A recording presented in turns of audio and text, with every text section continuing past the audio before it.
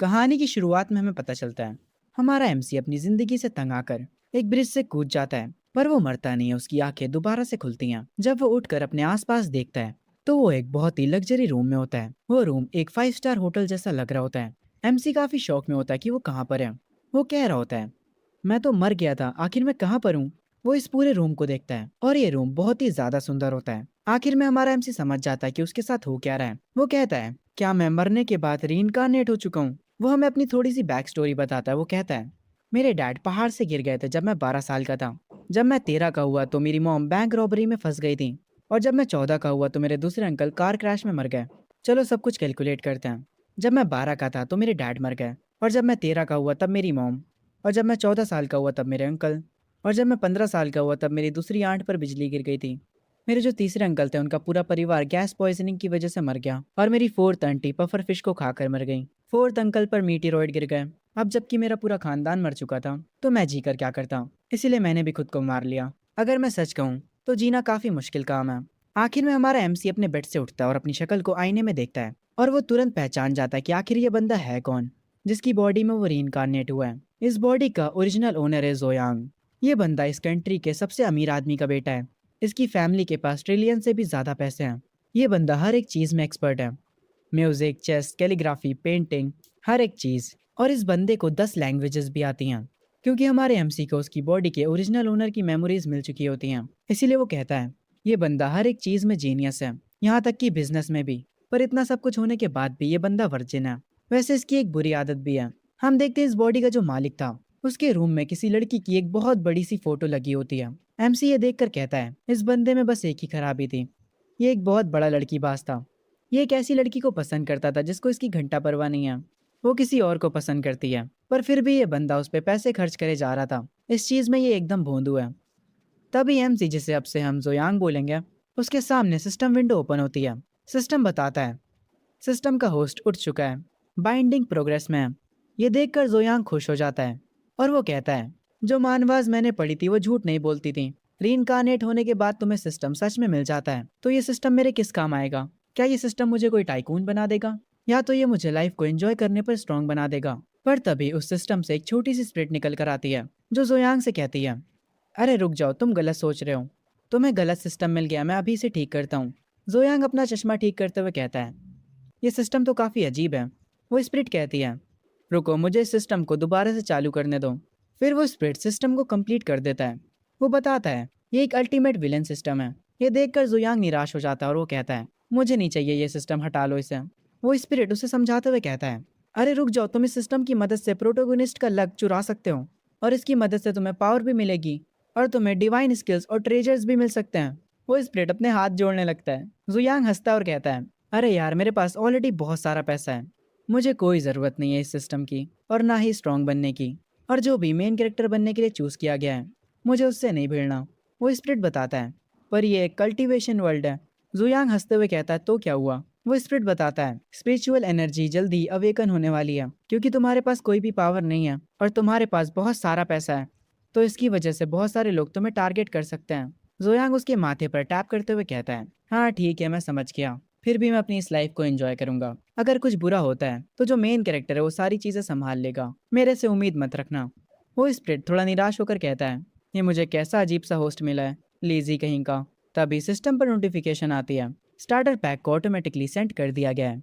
Master level की cultivation host की body में इंस्टॉल कर दी गई है। और जैसे ही सिस्टम हटता है, हम देखते हैं जुयांग की बॉडी के चारों तरफ अजीब सी लाइट घूम रही होती है और इससे उसे पावर अप मिल जाता है। जुयांग कहता है, तुमने ये सिस्टम मुझे जबरदस्ती पकड़वाया है, पर ये बात को अपने दिमाग में डाल लो, मैं तुम्हारे लिए काम नहीं करने वाला। वो स्प्रिट जोयांग को देखता है। वो बेचारा भी अपने मन में सोच रहा होगा कैसा होस्ट मिल गया उसे। वही लाइटनिंग जोयांग के हाथों के पास से भी निकलती है।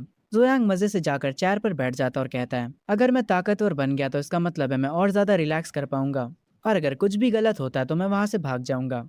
कोई भी मेरे इस लाइफ के एंजॉयमेंट को खराब नहीं कर सकता। मैं मजे से चिल करूंगा। तभी उसके रूम के डोर पर नॉक होता है और हम देखते हैं जुयांग का बटलर गेट खोलकर अंदर आता है। वो आते ही कहता है, यंग मास्टर, आप जाग चुके हैं। आप आज कहाँ जाना चाहेंगे, स्कूल में या फिर ऑफिस में। जुयांग मुस्कुराते हुए कहता है, चलो एक बार स्कूल के चक्कर मार के आते हैं। जुयांग उठता है और चलते हुए कहता है, स्कूल में मैं थोड़ी एक्टिंग की प्रैक्टिस कर लूंगा कि मुझे कैसे रहना है। कॉलेज क्लासेस काफ़ी इजी होती हैं। मैं आराम से उन क्लासेस के बीच सो सकता हूँ और जितना ज़्यादा हो सके मुझे मेन कैरेक्टर से दूर रहना है, उसी में मेरी भलाई है। वो बटलर जोयांग से कहता है। मैं समझ गया यंग मास्टर, मैं कार को रेडी करवाता हूँ। आखिर में वो बटलर अपने मन में कहता है। यंग मास्टर चेनलू का पीछा नहीं छोड़ पा रहे हैं। चेनलू उसी लड़की का नाम है जिसकी हमने अभी बड़ी सी फोटो देखी थी। आगे वो बटलर कहता है, आज चेनलू भी शायद स्कूल में आएगी। शायद से यही रीज़न है कि यंग मास्टर आज स्कूल जाना चाह रहे हैं। जोयांग अपने बटलर से कहता है। वैसे वो इस बटलर को अंकल यान बुलाता है, तो हम भी इन्हें वही बुलाएंगे। खैर, जुयांग कहता है, अंकल यान सारी चीज़ों को नॉर्मल रखिएगा। मैं नहीं चाहता आप कोई सुपर कार उठा लें और हर कोई मेरी कार को देखे। अंकल यान कहते हैं, परेशानी की कोई बात नहीं है यंग मास्टर, मैं हर एक चीज़ को हैंडल कर लूंगा। तभी सीन शिफ्ट होता है। जोयांग अपने बंगले से बाहर आता है और वो कार के पास जाकर कार को देखता है और कहता है, अंकल यान को ये कार कहाँ से नॉर्मल लगी। अंकल यान असल में बहुत ही ज़्यादा एक्सपेंसिव कार लेकर आए होते हैं। वो आगे उस कार का गेट खोलते हैं और कहते हैं, यंग मास्टर असल में हमारे पास सबसे चीप यही कार थी। ब्रो व्हाट, अगर ये चीप है तो एक्सपेंसिव कौन सी होगी। खैर, ये सुनने के बाद जोयांग अपने माथे पर हाथ रख लेता है और अपने मन में कहता है, तो अमीर लोग सबसे चीप कार इसे कहते हैं। वाओ। खैर, आगे वो कार में बैठ जाता है और स्कूल की तरफ निकल पड़ता है। वो जिस भी रोड से गुजर रहा था, सारी पब्लिक का ध्यान उसकी कार पे जा रहा होता है। वो लोग इस कार को देखकर काफी हैरान होते हैं। सारे लोग एक ही बात कर रहे होते हैं, आखिर ये किस अमीर आदमी की कार है। जोयांग कार में बैठा हुआ कह रहा होता है, लोग कहते हैं उन्हें सुबह सुबह ट्रैफिक मिलता है, पर मुझे तो नहीं मिला। तभी उसके सिस्टम की स्प्रिट वापस से बाहर आता है और वो कहता है, होस्ट मुझसे बात करो, मैं तुम्हारा सिस्टम हूँ। पर जोयांग इस सिस्टम की बातों पर ध्यान नहीं देता। वो इस कार में मजे से बैठा होता है। पर तभी इन लोगों को रास्ते में ट्रैफिक मिल जाता है। जब जोयांग ये ट्रैफिक देखता है तो वो तुरंत कार से उतर जाता है। वो अंकल यांग से कहता है, आप घर वापस चले जाइए। जिस हाई स्कूल में मैं जा रहा हूँ वो मोडू यूनिवर्सिटी के करीब में है, तो मैं वहाँ पैदल चला जाऊंगा और इससे मेरी एक्सरसाइज भी हो जाएगी। ये कहकर जोयांग वहाँ से निकल जाता है। जोयांग वॉक करते करते जा रहा होता है और अपने मन में कह रहा होता है, मेरी पिछली जिंदगी बहुत ज्यादा टफ थी। हर दिन मैं टेंशन में रहता था, पर अब मैं अमीर भी हूँ और ताकतवर भी। इसीलिए टाइम आ गया लाइफ को एंजॉय करने का। आखिर लाइफ मजे करने के लिए ही तो होती है। पर तभी उसकी नजर कहीं और चली जाती है। वो एक लड़की को रोते हुए देखता है, जो कि कीचड़ में सनी होती है। वो नदी के बहुत पास बैठी होती है और रोते हुए कह रही होती है, क्यों, आखिर सब मुझे ही परेशान क्यों करते हैं। आखिर मैंने उनके साथ क्या गलत करा है। तभी सीन शिफ्ट होता है एक दूसरे बंदे पर। उसकी भी आंखें अचानक से खुली होती हैं। वो कहता है, मुझे लगा था मैं मर गया हूँ। वो अपने हाथों को चेक करता है। वो अपने आसपास की जगह को भी देखता है। आगे फिर वो अपनी जेब से फोन निकालता है और आज की डेट देखता है, जिसे देखकर वो हैरान रह जाता है। वो कहता है, ये तो 30 साल पहले का समय है। मैं सच में टाइम में पीछे आ गया हूँ। वेट, आज की डेट क्या है। अरे नहीं, मेरी बहन। वो तुरंत भागने लगता है अपनी छोटी बहन के पास जाने के लिए। वो कह रहा होता है, तुम कुछ भी मत करना, तुम्हारा बड़ा भाई वापस आ गया है, तुम बस ठीक रहना, मैं बस जल्दी ही पहुंच जाऊंगा। तभी सीन वापस से जोयांग के ऊपर शिफ्ट होता है। वो उस लड़की के पास आकर बैठ जाता है और कहता है, क्या तुम्हें कोई बुली कर रहा है, मुझे बताओ, मैं सब कुछ संभाल लूंगा। वो लड़की कहती है, कोई भी मेरी मदद नहीं कर सकता, कोई भी मुझसे अच्छे से बात नहीं करता। मेरी पूरी जिंदगी ही एक मिस्टेक है, मेरी वजह से बस लोग परेशान होते हैं। ये सुनने के बाद जोयांग कहता है, तो तुम इन्हीं रीजंस की वजह से मरना चाहती हो। तुम नदी के पास खड़ी हो, क्या तुम नदी में जंप करने का सोच रही थी। मेरी बात सुनो, मैं तुम्हें बताता हूँ क्या होगा। जब लोग डूब जाते हैं तो तुम्हें पता उनके साथ क्या होता है। उनकी जो बॉडी होती है वो बैलून जैसे पानी पर तैरती रहती है और वो चीज़ काफ़ी ज़्यादा वियर्ड और अगली लगती है। और अगर तुम यहाँ पर मर जाती हो तो तुम्हारी बॉडी 24 घंटों तक तो ऊपर ही नहीं आएगी, और जब वो ऊपर आएगी तब सारे लोग उसे देखकर डर जाएंगे। वैसे तुम किसी और तरीके से भी मर सकती हो। तुम प्रिंसिपल ऑफिस के रूफ से क्यों नहीं कूद जाती। जैसे ही तुम ये करती हो तुरंत न्यूज़ बन जाएगी। जोयंग भाई, ये कौन सा तरीका है मोटिवेट करने का। खैर, आगे जोयंग कहता है, अरे यार मैं क्या बकवास कर रहा हूँ। वो लड़की जोयंग से कहती है, क्या आप पागल हो थोड़े से। जोयंग कहता है, अरे कुछ नहीं, मैं अब ठीक हूँ। जोयंग आगे एक चॉकलेट निकालता है और उस लड़की को देते हुए कहता है, मेरा नाम जोयंग है, अगर तुम्हें कोई मदद चाहिए तो मैं यहाँ पर हूँ। वो लड़की उस चॉकलेट को लेकर खाने लगती है और जोयांग को थैंक यू बोलती है और वो उसे अपना नाम बताती है। मेरा नाम लिनियो है, मैं स्पेशल फ्रेशमैन क्लास से हूँ। जोयांग लिनियो को अच्छे से देखता है और अपने मन में कहता है, स्पेशल क्लास तो अमीर बच्चों के लिए होती है। अब मुझे समझ आया वो लोग इसे बुली क्यों कर रहे हैं। जोयांग लिनियो से कहता है, मुझे सच बताओ, क्या स्पेशल क्लास के लोग ही तुम्हें बुली कर रहे हैं। लिनियो कहती है, हाँ, मेरा परिवार गरीब है, मैं टॉप ग्रेड्स की वजह से इस स्कूल में आई हूँ, इसीलिए वो मुझे हमेशा परेशान करते हैं। वो मेरे होमवर्क की कॉपी भी फाड़ देते हैं, यहाँ तक कि मुझे मारते भी हैं और मुझे सबके सामने घुटनों पर बैठाकर मेरा मजाक उड़ाते हैं। मेरे पीठ पीछे मेरे बारे में रूमर्स फैलाते हैं और मुझे वर्थलेस लो लाइफ कहते हैं। ये कहते ही लिनियू जोरों से रोने लगती है। ये सुनकर जोयांग को थोड़ा गुस्सा आता है। वो गुस्से में कहता है, उनकी हिम्मत कैसे हुई। वो लिनियू का हाथ पकड़ता और कहता है, चलो चलते हैं तुम्हारे क्लास में और उन लोगों को सबक सिखाते हैं। ये सुनने के बाद लिनियू कहती है, नहीं प्लीज ऐसा मत करो, उनकी फैमिलीज काफी ज्यादा पावरफुल हैं।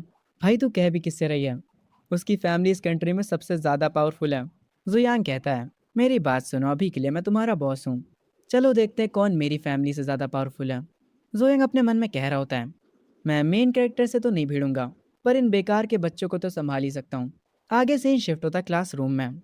सारे बच्चे आपस में मजे कर रहे होते हैं। वो लोग कुछ लोगों को बुली भी कर रहे होते हैं। जोयांग अपने पैर से कस के डोर पर किक मारता है, जिसकी वजह से सारे बच्चे डोर की तरफ देखने लगते हैं। जोयांग लिनियो को लेकर यहाँ पर आ जाता है। तभी क्लास की जो टॉप बुली होती है, एक लड़की, वो उठती है और कहती है, लिनियो तुम अपने साथ ये किसे लेकर आई हो, कहीं अब तुम पावरफुल तो महसूस नहीं कर रही। क्लास के सारे लोग बातें करने लगते हैं और कहते हैं, शिनली अब पक्का लिनियो को और परेशान करेगी। ये सुनने के बाद लिनियो अपने मन में कहती है, ब्रदर जोयांग भी मेरी वजह से फंस जाएंगे। जोयांग लिनियो से कहता है, मेरी बात सुनो, अगर तुम्हें कोई बुली करे तो उनसे फाइट बैक करो, जितना तुम सहोगी ये लोग उतना ही बुरा करते जाएंगे। ये सुनने के बाद लिनियो अपने मन में कहती है, ब्रदर जोयांग सच में कमाल के हैं। जोयांग आगे उसी टॉप बुली के पास जाता है और उससे कहता है, तो तुम हो यहाँ की बॉस, तुमने ही सबसे पहले लिनियो को बुली करना स्टार्ट किया था। वो लड़की कहती है, हाँ मैंने ही करा था, मेरा नाम शिनली है, मैंने ही उसे बुली करा। अब बताओ तुम क्या कर सकते हो, तुम मेरा क्या ही बिगाड़ सकते हो, तुम्हें पता मेरा कजन कौन है। इसकी और बातें सुनने से पहले ही जोयांग एक कस के थप्पड़ लगाता है इसके। ये लड़की जमीन पर गिर जाती है। जोयांग कहता है, अगर तुम्हारा कजन कोई राजा महाराजा भी है तब भी मैं तुम्हें मारने वाला हूँ। ये सुनने के बाद शिनली काफी गुस्सा हो जाती है और कहती है, तुम्हारी हिम्मत कैसे हुई, मेरी कजन चेनलू है, तुम उसे जानते हो, वो इस कंट्री के सबसे अमीर फैमिली के साथ बहुत क्लोज है, वो जू फैमिली के वारिस के साथ काफी क्लोज है, मुंह बंद कर लो, वो वारिस यही है। खैर ये कहकर शिनली हंसने लगती है और कहती है, अब तो तुम गए, तुम्हें कोई नहीं बचा सकता। जोयांग जब ये बात सुनता है तो उसे इस बॉडी के ओरिजिनल ओनर की मेमोरीज याद आती हैं।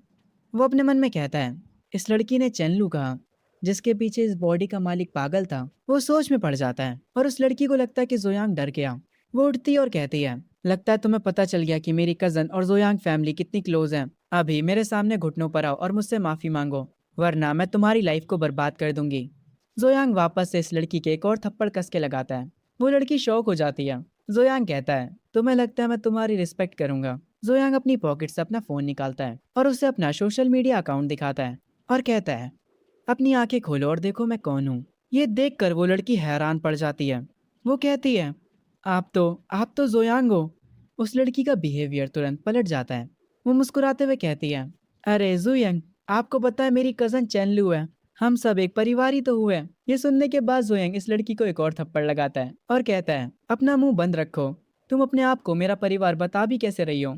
और अगर हम बात करें चेनलू की, तो भाड़ में जाए वो, मुझे उसकी परवाह नहीं है, क्योंकि अब पूरी क्लास को पता चल चुका है कि जोयांग है कौन। उन सब की फट जाती है। वो लोग कह रहे होते हैं, जू फैमिली इस कंट्री की सबसे टॉप फैमिली है। तभी यहाँ पर टीचर आता है और पूछता है, तुम हो कौन। जोयांग कहता है, तुमने पूछा मैं कौन हूँ, मैं जोयांग हूँ, जाओ और मेरे बारे में पता करो, क्या अब मैं इस मामले को सेटल कर सकता हूँ। जोयांग सारे स्टूडेंट से कहता है, जाओ और अपने माँ बाप से कह दो कि आज रात वो मेरे घर आए, ताकि हम डिस्कस कर सके कि तुम लोगों ने लिनियू के साथ क्या किया है। और अगर किसी के माँ बाप नहीं आए तो तुम लोग जानते हो ना मैं क्या कर सकता हूँ। जोयांग लिनियू का हाथ पकड़ता है और उसके सर पर हाथ रख के कहता है, लिनियू मेरी छोटी बहन है, अगर किसी ने दोबारा से हिम्मत करी इसे टच भी करने की तो मैं उन्हें खत्म कर दूंगा।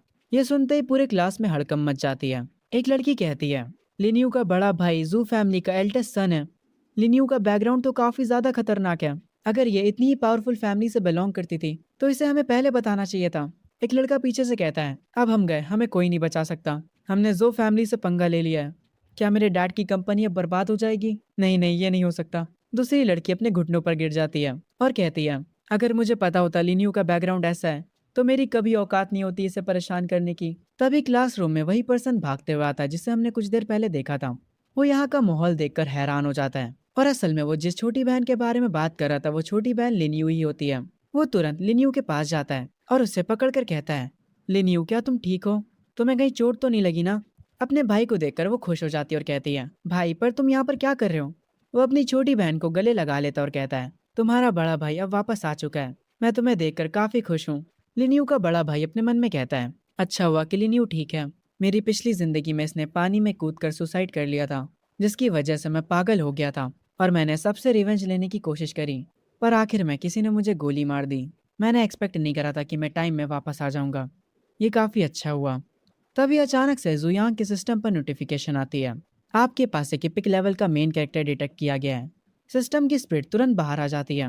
वो जुयांग से कहती है, होस्ट मेन कैरेक्टर को अपने नीचे दबा दीजिए और उसका सारा लक चुरा लीजिए।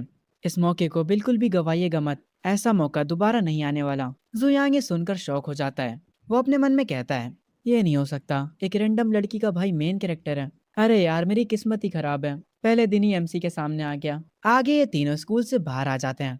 लिन यू जोयांग को अपने भाई से मिलवाती है। ब्रदर जोयांग, ये मेरा बड़ा भाई है लिन फैंग। लिन फैंग जोयांग से हाथ जोड़कर कहता है, मेरी बहन का साथ देने के लिए तुम्हारा शुक्रिया।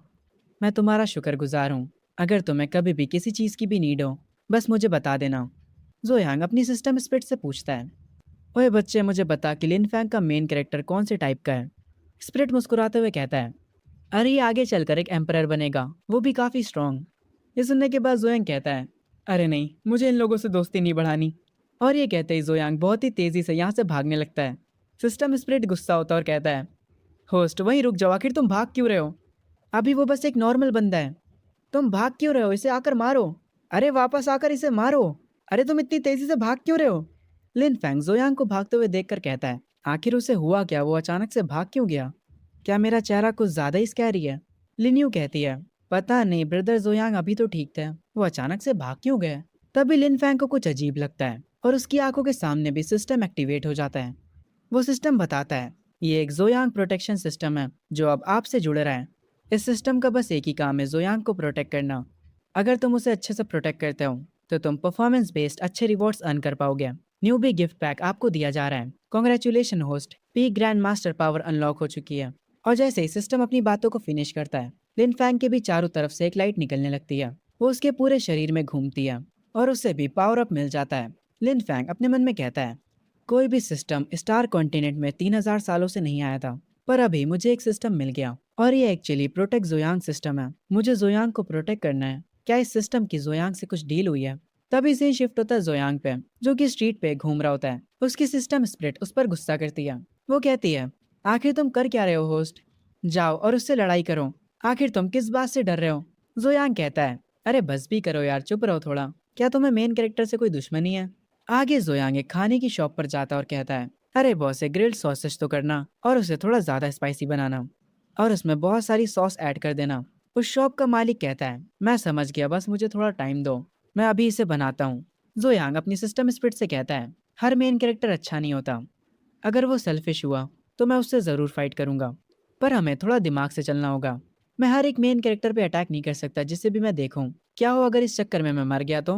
मैं पहली बार इतना पागल सिस्टम देख रहा हूँ। ये सुनने के बाद वो सिस्टम स्पिरिट कहती है, ठीक है होस्ट, तुम जीत गए। तभी जोयांग का एक्स्ट्रा स्पाइसी सॉसेज तैयार हो जाता है। वो उसे खाते खाते आगे जाने लगता है और अपने मन में कह रहा होता है, मेरी पिछली जिंदगी में मैं कॉलेज नहीं जा पाया था। अगर मैं एग्जाम में फेल भी हो जाता हूँ तब भी इस लाइफ में मैं कॉलेज जाऊंगा। सीन शिफ्ट होता है जोयांग के कॉलेज पर। यहाँ पर काफी सारे स्टूडेंट्स होते हैं। जोयांग भी अपने कॉलेज को देखकर काफी खुश होता है। वो कहता है, टॉप कॉलेजेस सच में काफी बढ़िया होते हैं। मेरी कॉलेज लाइफ काफी बढ़िया होने वाली है। तभी जोयांग को यहाँ पर देखकर एक लड़की कहती है, ये मुझे फिर से यहाँ पर परेशान करने आ गया। और ये लड़की चेनलू होती है, जिसके पीछे इस बॉडी का असली ओनर पड़ा होता है। वो एक लड़के के साथ होती है और आगे वो कहती है, मैं तुमसे कई बार कह चुकी हूँ जोयांग, मैं तुम्हें पसंद नहीं करती। चेनलू को देखकर जोयांग अपने मन में कहता है, तो 3 सालों से इसके पीछे पागल था मेरी बॉडी का असली ओनर। अगर हम इसके लुक्स को नजरअंदाज कर दें तो इसकी पर्सनैलिटी तो बहुत ही बेकार है। क्या इस बॉडी का ओनर अंधा था? तभी सिस्टम का वापस से नोटिफिकेशन आता है, हमें एक रेयर मेन कैरेक्टर मिला है। सिस्टम स्पिरिट वापस से बाहर आ जाता है और कहता है, होस्ट अब इस मौके को हाथ से जाने मत देना।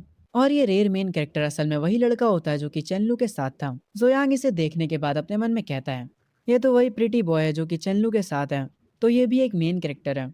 जोयांग अपनी सिस्टम स्पिरिट से पूछता है, पर ये रेयर मेन कैरेक्टर क्या होता है? ऐसा लगता है जैसे ये कोई रैंक सिस्टम है। सिस्टम स्पिरिट बताता है, मेन कैरेक्टर्स नॉर्मल से रेयर तक होते हैं और उसके बाद और भी रैंक्स आती हैं, जैसे elite, epic, legendary, myth. Total 6 ranks होती हैं। हर एक लेवल दूसरे वाले से स्ट्रांग होता है। रेयर क्लास फाउंडेशन टीयर होता है। इलाइट टीयर स्पिरिट डिवीजन होता है। लेजेंडरी टीयर ह्यूमन इमोर्टल होता है। एपिक टियर गोल्डन इमोर्टल होता है और जो मिथ लेवल होता है वो तुम्हें इमोर्टल एम्परर बना देता है। खैर आगे चेनलू जोयांग के पास आती है और कहती है, जोयांग तुम मुझे स्टॉक करना कब बंद करोगे? मुझे ये सोच कर ही घिन आती है। मुझे तुम्हारी फैमिली से कोई मतलब नहीं है। जो बाकी के कॉलेज के स्टूडेंट्स होते हैं वो इन्हें ऐसे देखकर आपस में बात करने लगते हैं। जोयांग वापस से चेनलू के पीछे पड़ गया। वो उसके पीछे 3 सालों से पड़ा है। ये सुनने के बाद वो लड़का कहता है, हाँ तुमने सही कहा। पर चेनलू जरा सा भी उसे भाव नहीं देती है। पर जोयांग उसके लिए कितना कुछ कर चुका है। अभी चेनलू की फैमिली के पास जो कुछ भी है वो सब कुछ जोयांग की वजह से ही है। वो लड़की कहती है, एक सेकेंड, ये लड़की मित्सुआ क्यों बन गई? खैर ये कहती है, तुमने सही कहा पर तुम्हें ऐसे बात नहीं करनी चाहिए। चेनलू ने सुन लिया तो तुम मुश्किल में पड़ सकते हो।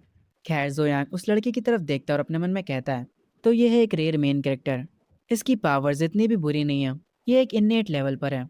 क्योंकि जोयांग उस लड़के को देख रहा होता है इसीलिए चेनलू जोयांग पर चिल्लाते हुए कहती है, आखिर तुम लियान को क्यों घूरे जा रहे हो?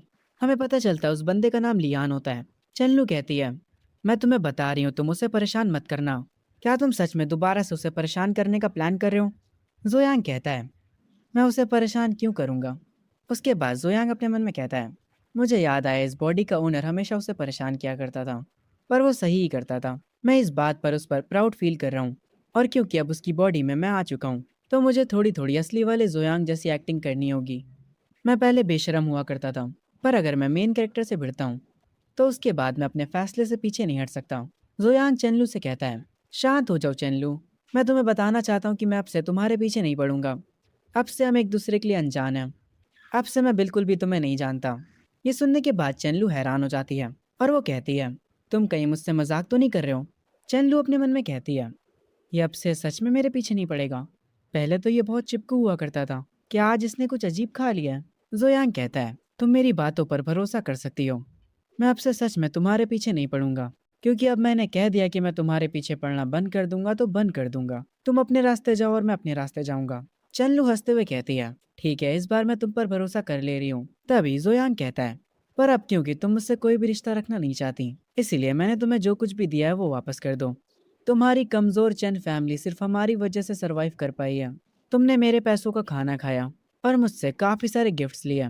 अब उन सबको वापस करने का टाइम आ चुका है। ये सुनकर चेनलू को काफी गुस्सा आता है और वो कहती है, तो तुम अभी भी एक बेकार के लूजर ही हो जोयांग। सिर्फ लूजर्स ही अपने गिफ्ट्स को वापस मांगते हैं। क्या तुम एक मर्द भी हो? जोयांग अपना कोट सही करते हुए कहता है, तुम वो हो जो मुझसे रिश्ता खत्म करना चाहती हो। मैं बस उन चीजों को वापस ले रहा हूँ जो कि मेरी हैं। आखिर इसमें क्या बुरा है? एक लड़की दूर से ये बात सुन लेती है। ये लड़की मित्सुआ क्यों लग रही है? खैर ये लड़की कहती है, क्या सच में जोयांग चेनलू को चेस करना बंद कर देगा? ये तो एक बहुत बड़ा प्लॉट ट्विस्ट है। दूसरा लड़का ये सुनकर मुस्कुराते हुए कहता है, अब तो चैन फैमिली को कोई नहीं बचा सकता। अगर जोयांग उस फैमिली को सपोर्ट नहीं करेगा तो वो तो खत्म है। एक लड़का जिसके हाथ में फोन होता है वो कॉल करके सबसे कहता है, अरे गाइस अभी कॉलेज में कुछ खतरनाक हुआ है, मैं तुम लोगों को मिलने पर बताता हूँ। तभी जो लियान होता है वो चेनलू के सामने आ जाता है और कहता है, तुम एक लड़की को परेशान कर रहे हो जोयांग। ये करने के बाद क्या तुम सच में खुद को मर्द कह सकते हो? अगर तुम्हारे में इतनी ही हिम्मत है तो मुझसे भिड़ो ना। लियन अपने मन में कह रहा होता है, अगर चेनलू के ऊपर से जुयांग का सपोर्ट चला गया तो मैं फायदा कैसे उठाऊंगा? मैं जुयांग को जीतने नहीं दे सकता। लियन अपनी पावर को रिलीज करता है। उसकी पावर के लेवल को देखने के बाद जुयांग अपने मन में कहता है, इतनी कम पावर और तुम इतने टफ बनने की एक्टिंग कर रहे हो। जुयांग भी अपनी पावर को रिलीज करता है जिसकी फोर्स की वजह से लियन थोड़ा पीछे गिरने लगता है पर वो बीच में संभल जाता है। जुयांग कहता है, आखिर तू है कौन बे? तुझे लगता है तू मेरे लेवल का है? जुयांग को ऐसे देख कर लियन काफी हैरान हो जाता है और अपने मन में कहता है, ये नहीं हो सकता, जुयांग तो एक लूजर था सेकंड जनरेशन का। क्या इस बंदे ने सेकंड जनरेशन का? मुझे सेकंड जनरेशन से जोहान सियोंग याद आ गया। खैर उसकी बात हम यहाँ नहीं करते हैं। लियन आगे अपने मन में कहता है, आखिर ये इतना स्ट्रॉन्ग कैसे हो गया? तभी जोयांग के सिस्टम पर नोटिफिकेशन आता है, कॉन्ग्रेचुलेशन होस्ट, आपने चूजन वन को क्रश कर दिया है। आपने मेन कैरेक्टर को डोमिनेट कर दिया है। आपका लक 300 से बढ़ा दिया गया है। जोयांग कहता है, हर कोई देख सकता है मैंने चेनलू को कितने अच्छे से ट्रीट किया था। क्योंकि अब मैंने उसे चेस करना बंद कर दिया है तो उसका ये तो मतलब नहीं हुआ कि मैं उसे बुली कर रहा हूँ। ये किस तरह का तुम्हारा बेकार सा लॉजिक है? आखिर मैं अपनी चीजें तो वापस मांग रहा हूँ। जोयांग लियान से कहता है, मेरी बात सुनो लियान, एशियन टाइम्स में भी स्ट्रीट गर्ल्स को पता होता था कि एफर्ट्स को रिटर्न करना पड़ता है। तो तुम क्या ये कह रहे हो कि चेनलू उनसे भी बेकार है? ये सुनने के बाद चेनलू गुस्से में कहती है, जोयांग तुम बहुत घटिया हो, तुम्हारी हिम्मत कैसे हुई मेरी बेइज्जती करने की? ये सुनने के बाद जोयांग कस के एक थप्पड़ इसके भी लगाता है। जो चीज देखकर चेनलू काफी ज्यादा हैरान हो जाती है। वो कहती है, तुम्हारी हिम्मत कैसे हुई मुझे मारने की? तुमने मुझे मारा कैसे? घटिया इंसान, मुझे अभी भी यकीन नहीं हो रहा कि तुमने मुझे मारा। जोयांग कहता है, क्योंकि अब हम कनेक्टेड नहीं हैं। तो मिस चेनलू, जरा अपनी औकात में रहिए। मैं जू फैमिली का एल्डेस्ट सन हूँ। तुम्हें क्या लगता है तुम कौन हो? जोयांग लियान से कहता है, अपनी इस पागल औरत पर नजर रखना, इससे किसी को काटने मत देना। यह सुनने के बाद चेनलू काफी गुस्सा हो जाती है, पर लियान उसे पकड़कर कहता है, ओए ट्रबल मेकर, मेरी बात सुनो। आज जोयांग कुछ अजीब बिहेव कर रहा है। जोयांग अपने मन में कह रहा होता है, मैं चैन फैमिली को दिए हुए सारे बेनिफिट्स वापस ले लूंगा। चैन फैमिली इतना आगे बढ़ पाई सिर्फ मेरी फैमिली की वजह से। मुझे तो कुछ करने की जरूरत भी नहीं है, मेरे लोग इनकी फैमिली से डील कर लेंगे। ये क्या कर जोयांग वहां से जाने लगता है, पर वो अपने मन में कह रहा होता है, मैं लियान को लिन फैंग से भिड़ा दूंगा। एक एपिक मेन कैरेक्टर वर्सेस एक रेयर मेन कैरेक्टर, उनकी फाइट सोच कर ही मुझे काफी बढ़िया लग रहा है। तभी सिस्टम स्प्रिट वापस आ जाती है। वो जोयांग से कहती है, होस्ट तुम कहाँ जा रहे हो? चलो वापस कॉलेज चलते हैं और उस बंदे को और मार के आते हैं। तुमने अभी तक उसे अच्छे से मारा नहीं है। वापस चलो और उसे और मारो। ये कैसा सिस्टम है यार? खैर ये स्प्रिट आगे कहती है, क्योंकि तुम मेन कैरेक्टर से भिड़ना नहीं चाहते हो, पर इस बार तुम भिड़े, इसीलिए इस मौके का फायदा उठाओ और उसे और मारो और अपने लक पॉइंट्स को बढ़ा लो। खैर आगे जुयांग अपने सिस्टम से पूछता है, हे बच्चे मुझे एक बात बताओ, क्या मैं फ्यूचर में इमोर्टल एम्परर बन सकता हूँ? सिस्टम स्प्रिट कहता है, हाँ हाँ तुम जरूर बनोगे, बस तुम्हें मेन कैरेक्टर्स को खूब मारना है। प्रीवियस एम्परर तो तुम्हारे आगे कुछ भी नहीं होगा।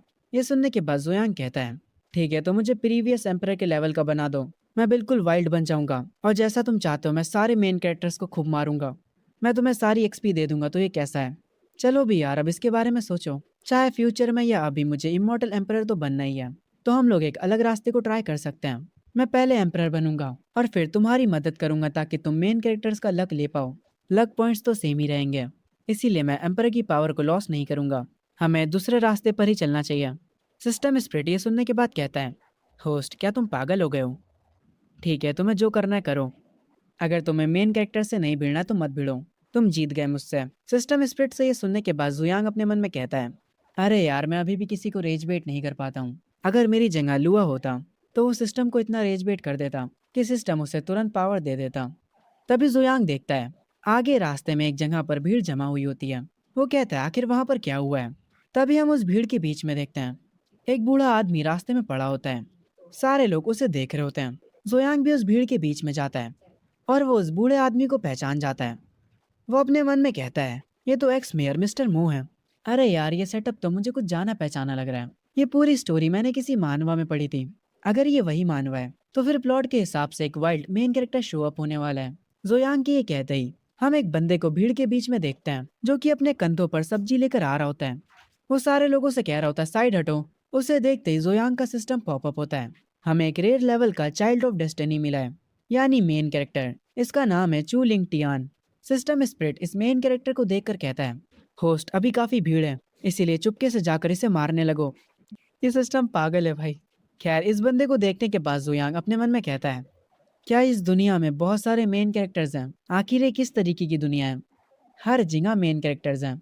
सिस्टम स्प्रिट बताता है, अरे इस दुनिया में इतने सारे मेन कैरेक्टर्स इसलिए हैं क्योंकि ये आखिरी दुनिया है। मैं ज्यादा डिटेल में नहीं बताऊंगा। होस्ट जाओ और उसे मारने लगो। जुयांग आखिरी दुनिया सुनकर कहता है, ये आखिरी दुनिया, इससे तुम्हारा क्या मतलब है? सिस्टम स्प्रिट उस बात को मजाक बोल देता और कहता है, अरे कुछ नहीं होस्ट, तुम जाकर चाइल्ड ऑफ डेस्टिनी को अपने नीचे दबा लो। हम देखते हैं वो मेन कैरेक्टर यानी लिंगटियान उस बूढ़े आदमी को चेक करने लगता है। वो उसका हाथ पकड़ता है और उसे चेक करता है, और उसे चेक करने के बाद वो कहता है, इनकी पल्स तो ठीक चल रही हैं। जुयांग उससे कहता है, हे ब्रो क्या तुम ये हैंडल कर सकते हो? अगर तुम नहीं हैंडल कर सकते तो मुझे बता दो, मैं एम्बुलेंस को बुला लूंगा। लिंग टियान जुयांग को देखकर तुरंत पहचान जाता है और वो अपने मन में कहता है, अरे ये तो जुयांग है, जू फैमिली का सबसे बड़ा बेटा, जो कि काफी फेमस है एक लड़की के ऊपर सिम्प करने के लिए। हर कोई अमीर लोग इसके बारे में ही बात करते हैं। क्या ये सच में वही जुयांग है? खैर मुझे क्या, लिंग टियान कहता है, नहीं कोई जरूरत नहीं है, मैं सब संभाल लूंगा। जुयांग अपने बाल सही करते हुए कहता है, मैं एम्बुलेंस इनके लिए नहीं बुला रहा था, बल्कि मैं तुम्हारे लिए बुला रहा था, जो तुम्हारे पास बेहोश पड़े हैं। वो एक्स मेयर मिस्टर मो है। मुझे डर है अगर तुम उन्हें ठीक नहीं कर पाए और वो मर गए तो मो फैमिली तुम्हें कुत्तों की तरह मारेगी। इसीलिए मैं पहले से ही एम्बुलेंस को बुला रहा हूँ तुम्हारी सेफ्टी के लिए।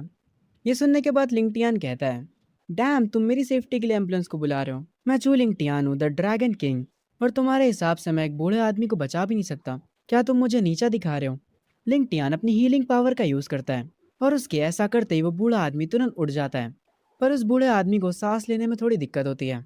जुयांग उससे पूछता है, मिस्टर मो आखिर आपको हुआ क्या है? आप यहाँ पर अकेले हो, आपके साथ कोई बॉडीगार्ड भी नहीं है। जुयांग को देखते ही मिस्टर मो जुयांग को पहचान जाते हैं। वो कहते हैं, मैं बस बाहर टहलने के लिए निकला था। मैंने सोचा नहीं था कि मुझे अचानक से चेस्ट में टाइटनेस महसूस होगी। बूढ़ा होना सच में आसान बात नहीं है। ये कहकर वो उठने लगते हैं। जुयांग एक स्माइल करता और कहता है, मिस्टर मो प्लीज ऐसी बातें मत करिए। अगर आपको कुछ हो जाता है तो ये बहुत ही बड़ा लॉस होगा मैजिक सिटी के लिए। आप अपने रिटायरमेंट को एंजॉय करिए, कुछ खूबसूरत लड़कियों से मिलिए और मजे करिए। ये सुनने के बाद मिस्टर मो कहते हैं, मैं ऑलरेडी रिटायर हो चुका हूँ, अब इस सिटी को क्या ही नुकसान होगा। ओह हाँ, मुझे तुमसे पूछना था, क्या तुम मैजिक सिटी यूनिवर्सिटी जा रहे हो? मुझे पता है तुम वहाँ जाकर फिर से लड़कीबाजी करोगे। अब तक तो तुम्हें एक गर्लफ्रेंड ढूंढ लेनी चाहिए थी। ये सुनने के बाद जुयांग अपने मन में कहता है, ये चालाक लोमड़ी साफ साफ मुझे लौंडी आवाज कहना चाह रहा है। जुयांग मिस्टर मो से कहता है, मैंने लड़कियों के पीछे पड़ना छोड़ दिया है, मैंने अपने एटीट्यूड को बदल दिया है। पर मिस्टर मो, मैं जू फैमिली का एल्डेस्ट सन हूँ। क्या अपर क्लास के लोग यही सारी एम्बैरेसिंग चीजों को जानते हैं? मिस्टर मो अपने मन में कहते हैं, इसको कैसे बताऊं, सिर्फ अपर लेवल में नहीं बल्कि मिडिल लेवल के लोग भी ये सब जानते हैं कि तुम्हारे सर पर किसी गधे ने लात मारी थी और तुम ऐसी लड़की के पीछे पड़े थे जो तुम्हें भाव भी नहीं देती थी। खैर, आगे मिस्टर मो लिंगटियान से कहते हैं, अरे मेरे छोटे भाई, तुम्हारा नाम क्या है? लिंगटियान उन्हें अपना नाम बताता है। उसका नाम सुनने के बाद मिस्टर मो कहते हैं, तुम्हारा नाम तो काफी सॉलिड है। इस नाम का मतलब होता है कि तुम आसमान के लिए एम कर रहे हो। एक सेकंड रुको, ऐसा लगता है मैंने ये नाम पहले कहीं सुना है, जाना पहचाना लगता है। ये सुनने के बाद जुयांग अपने मन में कहता है, लिंगटियान नाम मुझे भी थोड़ा जाना पहचाना लग रहा है। मैंने ये नाम कहाँ सुना था, मुझे याद नहीं आ रहा। खैर, आगे मिस्टर मो अपना फोन निकालते हैं और हंसते हुए कहते हैं, ये लड़का काफी अच्छा है और इसका दिल भी काफी अच्छा है। लिंगटियान, तुम मुझे अपना कॉन्टैक्ट नंबर दो, ये हमारे फ्यूचर कनेक्शन के लिए अच्छा है। लिंगटियान अपना फोन निकालते हुए कहता है, कोई दिक्कत की बात नहीं है, मैं अभी आपको अपना कॉन्टैक्ट नंबर देता हूँ। ये कहते हुए लिंगटियान एक स्माइल करता है, जिसे देखने के बाद जुयांग कहता है, ये स्माइल ये भी काफी अपनी अपनी सी लग रही है, ये चीज काफी स्ट्रेंज है। मिस्टर मोस की स्माइल देखकर कहते हैं, इसकी स्माइल इतनी क्रीपी क्यों लग रही है? खैर, अपना कॉन्टैक्ट नंबर देने के बाद लिंगटियान अपना फोन वापस से अपनी जेब में रख लेता है और अपनी सब्जियों को उठाकर यहाँ से निकल जाता है। और इसके जाते ही जुयांग को याद आ जाता है। वो अपने मन में कहता है, मुझे अब याद आया, ये तो क्रिकेट माउथ ड्रैगन किंग है, यान फैमिली का यंशियल लूजर सन इन लॉ, एक लेजेंडरी ड्रैगन किंग जिसने यान फैमिली में शादी करी थी। तभी से ही शिफ्ट होता है लिंगटियान के ऊपर। वो भागते भागते एक जगह पर रुक जाता है। वो थोड़ा हैरान होता है क्योंकि जुयांग से मिलने के बाद उसका भी सिस्टम एक्टिवेट हो जाता है और उसका सिस्टम भी लिन फैंग जैसा होता है। वो उसे जुयांग को प्रोटेक्ट करने के लिए कहता है। इस सिस्टम का भी बस एक ही काम होता है, जुयांग को प्रोटेक्ट करना। अगर तुम अच्छा करते हो तो तुम्हें रिवॉर्ड्स मिलेंगे। इसे भी बिगिनर पैक मिल जाता है। कॉन्ग्रेचुलेशन होस्ट, आपको पी ग्रैंड मास्टर पावर मिल चुकी है। और ये सब होते ही लिंगटियान की बॉडी के पास से भी अजीब लाइट निकलने लगती है जो कि उसे पावर अप दे देती है। सिस्टम को देखकर लिंगटियान काफी खुश हो जाता है और वो कहता है, ये तो एक सिस्टम है, मैं अब अमीर बन जाऊंगा। एक सेकंड को, मेरी वाइफ पहले से अमीर और खूबसूरत है, मैं ऑलरेडी अपने सपनों की जिंदगी जी रहा हूँ। लिंगटियान सिस्टम को देखकर कह रहा होता है, आखिर ये प्रोटेक्ट जोयांग वाला क्या सीन है? आखिर ये सिस्टम है क्या जोयांग और ये सिस्टम मुझसे कुछ छुपा रहे हैं? सिस्टम कहता है, सिस्टम तुम्हें एक्सप्लेन नहीं करने वाला, तुम बस अपने ड्रैगन किंग होने की ड्यूटीज निभाओ। और वैसे भी ड्रैगन किंग होना लॉ को ब्रेक करता है। ये देखने के बाद लिंगटियान कहता है, वैसे ये कह तो सही रहा है, एक सेकंड रुको, मैंने कभी भी लॉ को ब्रेक नहीं किया, तो फिर मैं क्यों डरूं? लिंगटियान भागते हुए जाने लगता और कह रहा होता है, मैं जोयान को प्रोटेक्ट करूं, मेरा कद्दू करे ये काम, मैं तो घर जाकर अपनी सुंदर सी बीवी के साथ डिनर करूंगा। और वैसे भी जुयांग पहले से स्ट्रांग है, तो उसे प्रोटेक्शन की क्या ही जरूरत। हम जुयांग को देखते हैं जो कि खड़ा होता है, तभी उसे पीछे से आवाज आती है, यंग मास्टर जुयांग, आप यहाँ पर क्या कर रहे हैं? जब जुयांग पलट कर देखता है तो ये लिन फैंग होता है जो कि उसे हाई करते हुए उसके पास आ रहा होता है। जुयांग कहता है, अरे ये तो ब्रदर लिंग फैंग है। लिन फैंग कहता है, आपका शुक्रिया यंग मास्टर जो, अगर आप ना होते तो पता नहीं मेरी बहन क्या कर चुकी होती। जुयांग कहता है, अरे कोई दिक्कत की बात नहीं है, जब मेरे बेकार के पेरेंट्स दुनिया घूम कर आ जाएंगे तब लिन्यू उन्हें अपना गॉड पेरेंट्स कह सकती है। मतलब जुयांग अपने मॉम डैड से लिन्यू को अडॉप्ट करवाएगा। ये सुनने के बाद लिन फैंग शॉक हो जाता है और कहता है, तुम सच में ये करोगे? जुयांग लिन फैंग को पकड़ता और कहता है, जिन लोगों ने लिन्यू को बुली करा था उनके माँ बाप को मैंने आज अपने घर पर बुलाया है। लिन्यू को वहाँ पर होना जरूरी है और तुम्हारा भी, तुम उसे लेकर मेरे घर आ जाना। ये लोग स्कूल में बुली करते हैं, हम इन्हें छोड़ेंगे नहीं। लिन फैंग ये सुनने के बाद अपने मन में कहता है, मुझे लगा था अमीर लोग बहुत ज्यादा घमंडी होते हैं, पर मैं गलत था। यंग मास्टर जुयांग सिर्फ टैलेंटेड ही नहीं बल्कि एक अच्छे इंसान भी हैं। मुझे हैरानी नहीं है कि ये जू फैमिली के वारिस हैं। लिन फैंग अपने सर को झुकाकर जुयांग का शुक्रिया बोलता है और कहता है, आपका बहुत बहुत शुक्रिया लिन यू, और मैं आपकी काइंडनेस को हमेशा याद रखेंगे। जुयांग उसका हाथ पकड़ता और कहता है, अरे कोई ना, तुम मुझे जुयांग बुला सकते हो। कम ऑन यार, ये नया जमाना है, गुलामों जैसे मुझसे बातें मत करो, ये मुझे अच्छा नहीं लगता। लिन फैंग अपने माथे पर हाथ रखता और अपने मन में कहता है, पर मैंने कब कहा कि मैं स्लेव हूँ? शायद से जोयांग को कुछ मिसअंडरस्टैंडिंग हुई है। जोयांग कहता है, लिन फैंग तुम भी मैजिक सिटी यूनिवर्सिटी में हो है ना?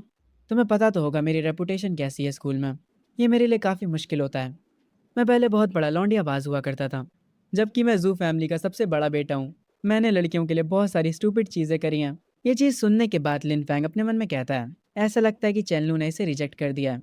जुयांग कहता है, पर मैंने आज चेनलू से ब्रेकअप कर लिया। भाई तो उसके साथ रिलेशनशिप में कब था? खैर आगे जुयांग कहता है, और मैंने उसे थप्पड़ भी मारा। ये सुनने के बाद लिन फैंग काफी हैरान हो जाता है और वो कहता है, तुमने उसे थप्पड़ मारा और तुम रिजेक्ट भी नहीं हुए, ये प्लॉट कोई सेंस नहीं बनाता। आगे जुयांग कहता है, मैंने चेनलू से रिश्ता खत्म कर दिया है। लिन फैंग तुम रो क्यों रहे हो? मैं आज लिनियू से मिला और उससे मिलने के बाद मुझे पता है कि मुझे क्या चाहिए। ब्रदर ली फैंग, मैं तुमसे भीख मांगता हूँ। इसके बाद जुयांग अपने मन में कहता है, मेरे ओल्ड किंग जो कि यहाँ पर रीबर्थ लेकर आए हो, मैं तुम्हारे साथ चिपका रहूंगा ताकि मुझे किसी भी चीज की चिंता ना करना पड़े। लिनियू के बारे में सुनने के बाद लिन फैंग कहता है, हे जुयांग तुम कुछ ज्यादा ही फ्री नहीं हो रहे हो?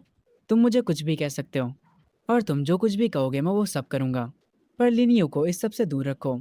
लिन फैंग अपने मन में सोचने लगता और कहता है, मुझे पता था तुम मेरी छोटी बहन के पीछे हो, पर मैं लिनियू के लिए तुमसे लड़ूंगा। लिन फैंग कहता है, लिनियू को जाने दो।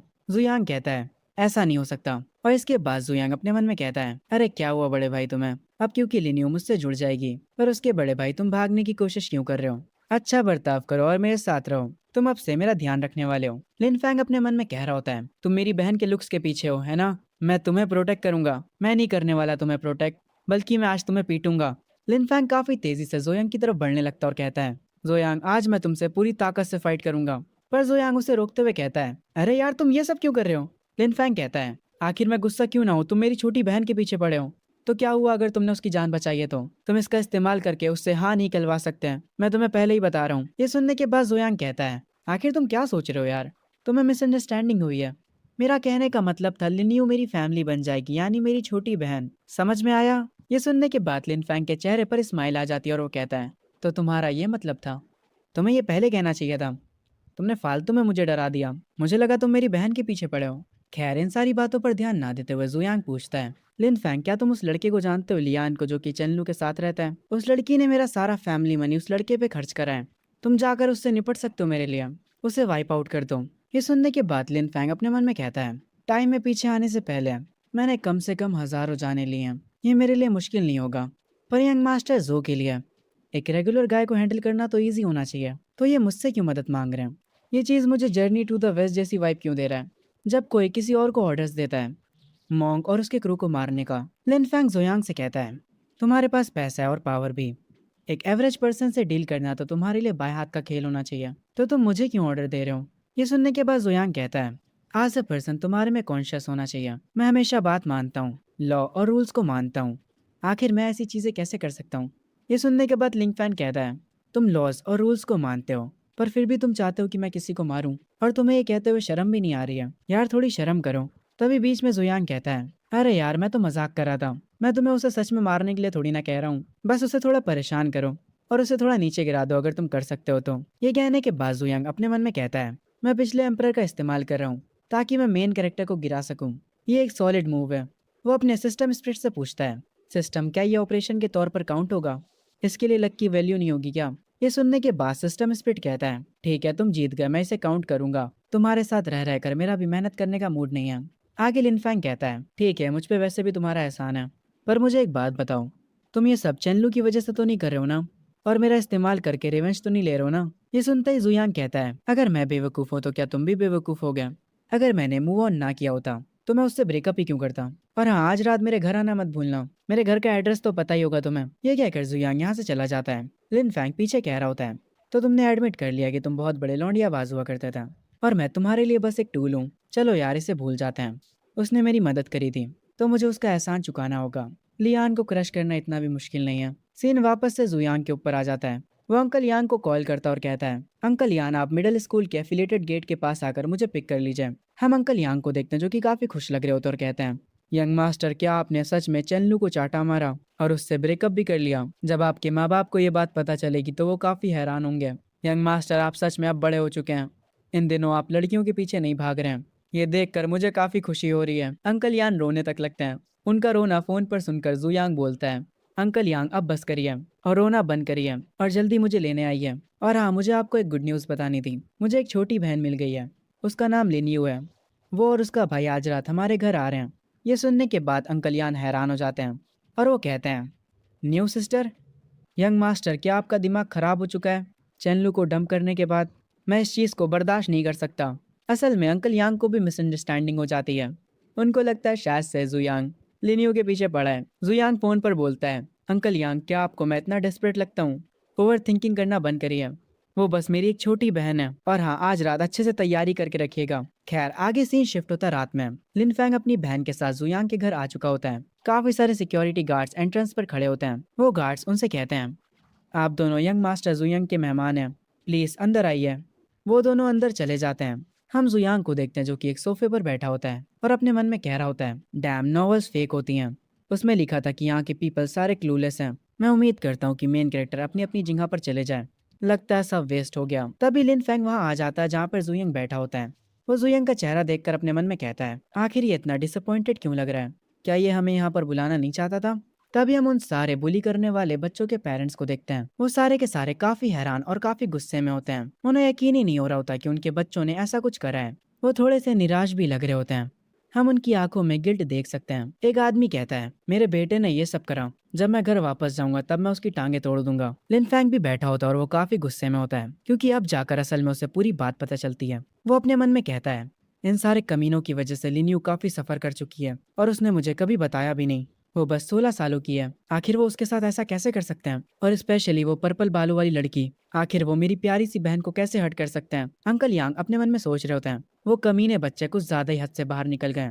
यंग मास्टर ने बिल्कुल सही चीज करी। उन्हें सबक सिखाना जरूरी था। आज हम उनकी फैमिलीज को बर्बाद कर देंगे। जुयांग कस के टेबल पर अपना हाथ मारता है। वो टेबल टूट जाता है। जुयांग उठता है और कहता है, मैं तुम लोगों की बकवास सुनकर थक चुका हूँ। जुयांग को टेबल तोड़ते हुए देख अंकल यांग काफी हैरान हो जाते हैं। वो अपने मन में कहते हैं, आखिर ये क्या था? यंग मास्टर आखिर मार्शल आर्टिस्ट कब बने? मैंने उन्हें बचपन से देखा है, तो मुझे कैसे नहीं पता चला कि वो ये सब भी कर सकते हैं? जुयांग काफी गुस्से में होता है और वो कहता है, अभी मैं तुम सारे पेरेंट्स से पूछना चाहता हूँ, आखिर किस तरह की एजुकेशन तुम तुम्हारे बच्चों को देते हो? तो मुझसे सुनो कि तुम्हारे बच्चे कैसे हैं। वो नकली हैं और चालाक हैं। वो लालची हैं और बदतमीज हैं। बेशरम और सेल्फिश हैं। सारे पेरेंट्स अपना सर झुकाकर खड़े होते हैं। जुयांग कहता है, बच्चे माँ बाप की कॉपी होते हैं। इसका मतलब है तुम लोग भी उन्हीं के जैसे हो गए। जब वो बच्चे थे तब से ही उन्हें बिगाड़ना, यही सब तो करा है तुम लोगों ने। और जब भी वो कोई गलती करते थे तो तुम लोग कहते होगे कि वो बस बच्चे हैं। मेरी बात सुनो, एक दिन तुम्हारे बच्चे बड़े होकर तुमको ही काटेंगे। अगर तुम उन्हें अभी नहीं सिखाते हो तो मैं सिखाऊंगा। जुयांग को ऐसे रिएक्ट करते हुए देख लिन्यू अपने मन में कह रही होती है, ब्रदर जुयांग, आप कितने अच्छे हो। आप इतने गुस्से में हो मेरे लिए कभी किसी ने इतना कुछ नहीं करा। जुयांग को ऐसे रिएक्ट करते देखकर लिन फैंग भी काफी खुश होता है। वो मुस्कुराते हुए कहता है, काफी अच्छा हुआ कि मैं जुयांग से मिला। अब कभी भी कोई लिन्यू से बदतमीजी नहीं करने वाला। यहाँ पर वो पर्पल बालों वाली बुली लड़की भी आई होती है। वो कहती है, यंग मास्टर जो, मैंने माफी मांगी जबकि मैं नहीं मांगना चाहती थी। आखिर आपको और क्या चाहिए? मैं वादा करती हूँ कि मैं अपनी कजन को आपसे दूर रखूंगी। हमने माफी मांग ली है, इतना काफी होना चाहिए। क्या हुआ अगर आप सबसे अमीर हुए तो? मुझे अब हैरानी नहीं हो रही है जब चैनलू कहा करती थी कि आप सब लोग जाहिल हैं, क्योंकि उस पर्पल बालों वाली लड़की ने कुछ ज्यादा ही बोल दिया होता है। इसीलिए उसके डैड तुरंत उसके पास आकर उसके मुंह पर अपना हाथ रख देते हैं और कहते हैं, तुम ये क्या बोल रही हो? तुम पागल हो गई हो क्या? जल्दी करो और यंग मास्टर जू से माफी मांगो। इस लड़की को ऐसा बोलते देख जोयन अपने मन में कहता है, ये लड़की तो सच में काफी बोल्ड है। वो लिंग फैंग की तरफ देखता और कहता है, ये जरूर से लिंग फैंग के मेन कैरेक्टर के ऑरा के अंडर होगी, वरना ये ऐसे एक्ट ना करती। लिन फैंग अपने मन में कह रहा होता है, ये लड़की पागल है। किसी और की तो हिम्मत भी नहीं हो रही यहाँ पर कुछ बोलने की, पर सिर्फ यही अकेली लड़की है जो कि मुसीबत को दावा दे रही है। जोयंग कहता है, फालतू की बकवास बंद करो और उन बातों को याद रखना जो मैंने कही हैं। लिनियो मेरी छोटी बहन है। जब मेरे पेरेंट्स वापस आ जाएंगे तो मैं उसके लिए एक सेरेमनी होस्ट करूंगा। उसके बाद वो ऑफिशियली जो फैमिली की गॉड डॉटर बन जाएगी। तुम लोग बच्चों को सही से सिखा नहीं पाते हो, इसमें मैं तुम्हारी मदद करूंगा। अंकल यान, आपको पता है ना आपको क्या करना है? अब आप सारे मेहमानों को बाहर भेज सकते हैं। अंकल यांग कहते हैं, ठीक है यंग मास्टर, मैं समझ गया। उसके बाद वो सारे बॉडीगार्ड्स को ऑर्डर देते हैं कि इन मेहमानों को पकड़ लो। वो बॉडीगार्ड्स तेजी से उन मेहमानों की तरफ जाने लगते हैं। जोयंग कहता है, मैंने आपसे उन्हें बाहर भेजने के लिए कहा था, ना कि पकड़ने के लिए। अंकल यांग कहते हैं, यंग मास्टर, मैं सब समझ चुका हूँ। ये सुनने के बाद जोयंग अपने मन में कहता है, नहीं, तुम्हें कुछ समझ नहीं आया है।